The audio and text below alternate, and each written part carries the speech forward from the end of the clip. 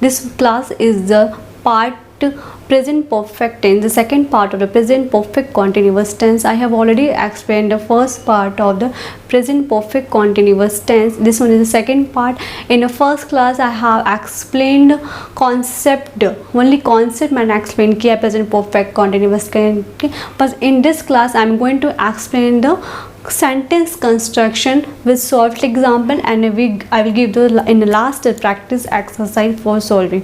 ठीक है, तो let's start the how can construct the sentences in a present perfect continuous tense. I have already explained concept क्या है, मैंने detail में आपको बताया है. and what's the helping of the present perfect continuous tense is has been and have been. अब उसको sentence construction मुझे कैसे करना है in affirmative case. Affirmative case में मुझे सेंटेंस कंस्ट्रक्शन कैसे करना है, let's see on the go here.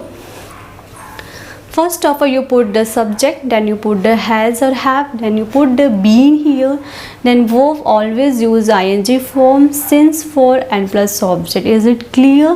कुछ नहीं है, too much easy guys. First of all आप यहाँ पे subject put करेंगे, you put the subject, then you put the has or have been helping verb put करेंगे. किसके अकॉर्डिंग यहाँ पे put करना है, subject के अकॉर्डिंग मुझे यहाँ पे helping verb पुट करना है. then you put your verb ing form, always use verb ing form because यहाँ पे verb ing form क्यों लगा है, क्योंकि एक्शन पास्ट में शुरू हुआ है, कॉन्टिन्यूटी में अभी भी चल रहा है वो, that's why use your helping verb ing form, sorry main verb के साथ ing फॉर्म यूज़ करना है. Helping verb is has been and have been. Is it clear? Plus since, for and of. Since for तो लगना ही क्योंकि यहाँ पे टाइम मेंशन होगा. For example, Rohan has been going to school since April 2015. Guys यहाँ पे 2015 यहाँ पे क्या किया गया है, 2015 क्या क्या है, टाइम बताया गया यहाँ पे, डेफिनेट टाइम है ये. ठीक है, यहाँ पे 2015 जो है ये क्या है, डेफिनेट टाइम है, एकदम पॉइंट किया गया है समय को. That's why use here since, इसलिए यहाँ पे सिंस का यूज़ हुआ है. रोहन 2015 अप्रैल से स्कूल जा रहा है. ठीक है, इज़ इट क्लियर? पूछते ना वो स्कूल कब से जा रहा है, तो आप बोलोगे ना रोहन 2015 अप्रैल से स्कूल जा रहा है. Is it clear? बहुत सिंपल है. Rohan has been going to school since 2015. Is it clear? Why use here has been, because Rohan is the, क्यों यूज़ किया गया यहाँ पे, Rohan is the third person singular subject. That's why use here has been. Verb के साथ, main verb के साथ मुझे ing फॉर्म यूज़ करना है, इस फॉर्म्स में बताया गया है. Is it clear? And come to the negative sentence. Negative में बहुत easy, only put after helping verb not. Is it clear? And let's see, subject has or have plus not, then you put been, verb ing form, then since, for, then object. Rohan 2015 से school नहीं जा रहा है. Contain same sentence in a negative form just after helping verb. Rohan hasn't been going to school 2015 April. hasn't is a contraction, मैंने बताया है. in a present perfect के class में hasn't भी बोल सकते हो. has not को you can use here hasn't. can use hasn't guys. ठीक है, hasn't is a contraction of has not is hasn't. Rohan hasn't been going to school 2015.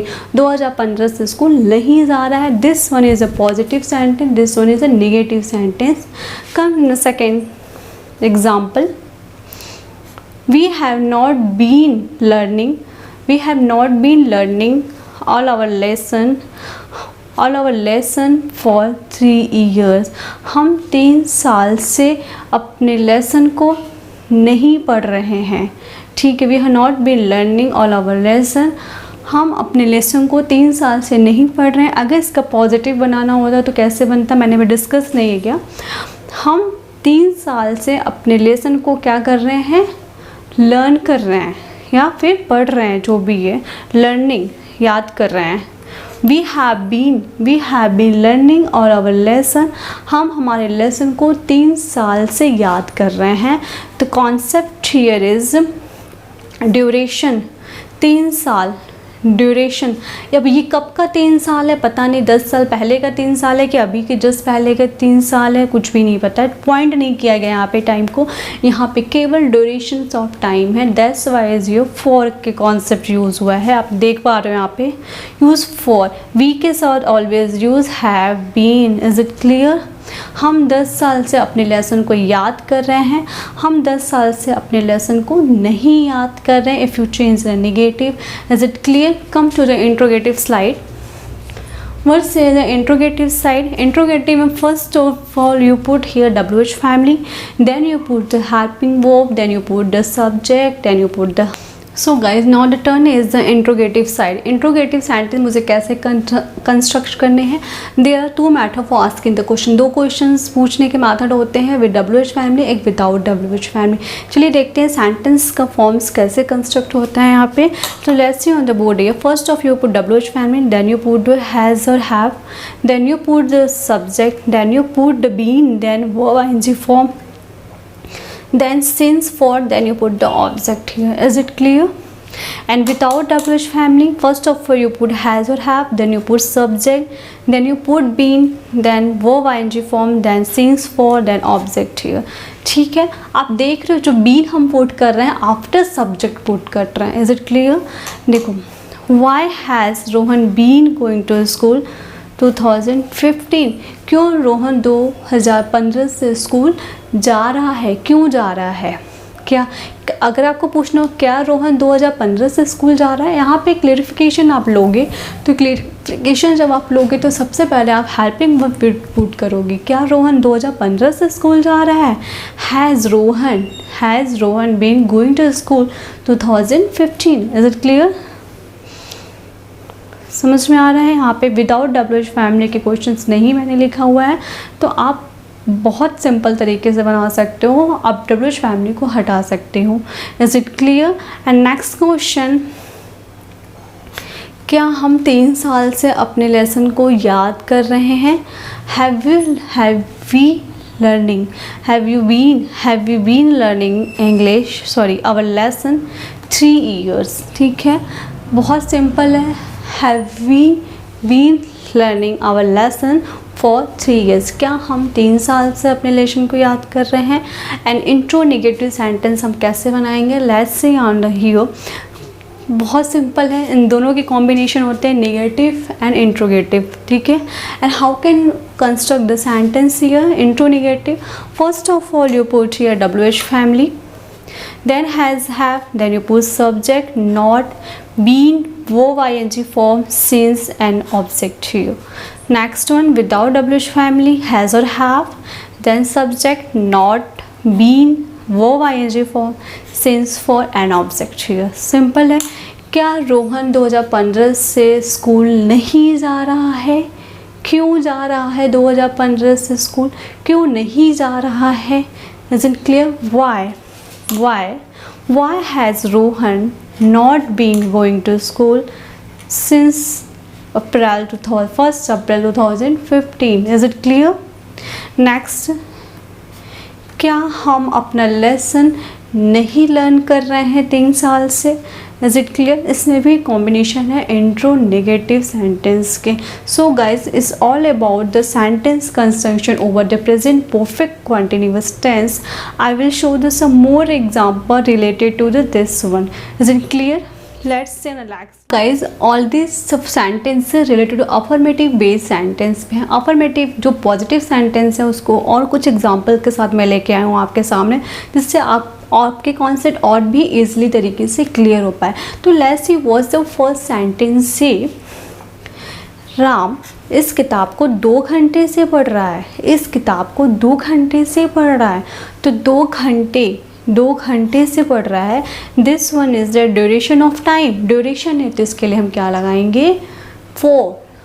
तो Ram has been reading this book for 2 hours। Ram के साथ has been का use करना है, verb का ing form use करना है, सिंस यूज़ करना है कि फॉर यूज़ करना है, अकॉर्डिंग टू टाइम। अगर ड्यूरेशन है तो फॉर, डेफिनेट टाइम होता तो सिंस यूज़ करता।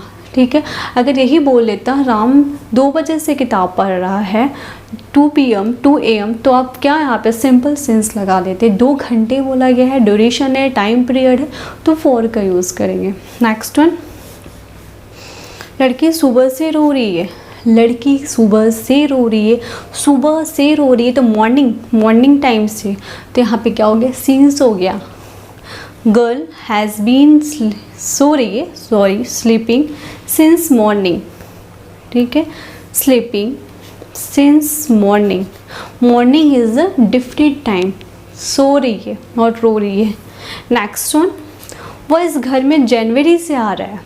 वह इस घर में जनवरी से आ रहा है, वह इस घर में जनवरी से आ रहा है, तो जनवरी से आ रहा है, this one is the different time, name of the month है यहाँ पे। ठीक है, तो यहाँ पे क्या यूज़ किया, सिंस। ही हैज़ बीन, इस घर में, वह इस घर में जनवरी से रह रहा है, sorry. He has been living in this house since January. Is it clear, is any doubt? Next last one, हम इस विभाग में 2 महीने से काम कर रहे हैं। हम इस डिपार्टमेंट में 2 महीने से काम कर रहे हैं, तो यहाँ पे ड्यूरेशन है, कोई यहाँ पे डेफिनेट टाइम नहीं है, that's why use here for 2 months। We have been working in this department for 2 months। Is it clear? It's all about the example of the affirmative sentences. So let's see the next example. Say in the case of negative sentence में examples क्या कहता है, let's see on the here। वह 2 दिन से नहीं पढ़ रही है, वह 2 दिन से नहीं पढ़ रही है, कैसे बनाओगे, she hasn't been reading या फिर studying for 2 days, बिकॉज यहाँ पे क्या है, ड्यूरेशन ऑफ टाइम है, 2 दिन से नहीं पढ़ रही है। Is it clear? Next question से ये, राहुल मुझे 2 साल से नहीं पढ़ा रहा है। यहाँ पे भी ड्यूरेशन ऑफ टाइम है, राहुल मुझे 2 साल से नहीं पढ़ा रहा है। Rahul hasn't been teaching me for 2 years। Is it clear? मुझे सोमवार से बुखार नहीं आ रहा है। I have been not been suffering from fever since Monday. Since यहाँ पे इसलिए यूज हुआ है because Monday is a definite time. Is it clear? Now come to move on the next slide here. Okay, interrogative sentence. These 2 sentences based on an interrogative sentence. First sentence से ये, क्या वो अपना काम 3 घंटे से कर रहा है? क्या वो अपना काम 3 घंटे से कर रहा है? Has he been working his work for 3 hours? कब का 3 घंटा नहीं पता है, ड्यूरेशन मेंशन है, तो that's why use here for 3 hours। He has doing his work for 3 hours। Is it clear? Next one, क्या वह मेरी सहायता कई सालों से कर रहा है?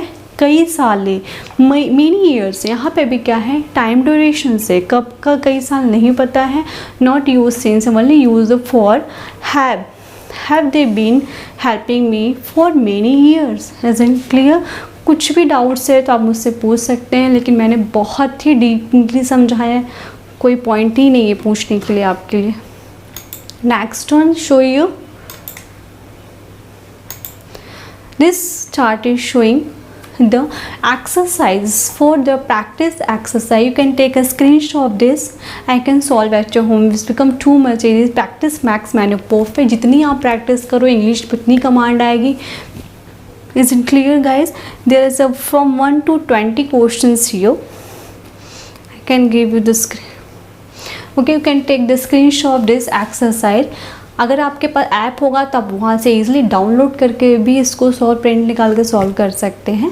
तो I have completed the both based concept here, since and for and present perfect continuous tense कैसे यूज़ करना है अपने रियल लाइफ में, क्या उसके यूजेस हैं। So guys, it's all about the present perfect continuous tense. I will meet you in the next class. Okay, bye.